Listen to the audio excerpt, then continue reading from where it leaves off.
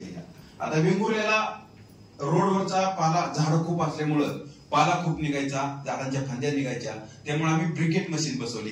ते ब्रिकेट म्हणजे ज्वलनासाठी ते उपयुक्त घटक ठरला, त्याला ग्रीन कोल म्हणतो. काम केलं म्हणजे काम सगळेच करतात की एखादे बक्षीस योजना असते.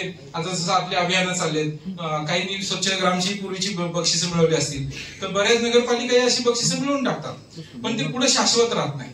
आज तुम्ही वेंगुर्ल्यात गेलात, आजही तुम्हाला आज कित्येक वर्षापूर्वी त्यांनी काम केलंय, माथेरानले काम केलं, 10 वर्षापूर्वी वेंगुर्ल्यात काम केलंय. आजही तिथं तुम्हाला ती जी कचरा डेपो आहे तिथं तुम्हाला स्वच्छ बागेसारखं आरामात बसता येतं. मी अगदी म्हणजे या मार्च मध्येच मी जाऊन आलो होतो तिथं आणि त्या तिथे बसून नारळ पाणी पिलं, अक्षरशः छान बागेत बसलोय असा आनंद घेतला.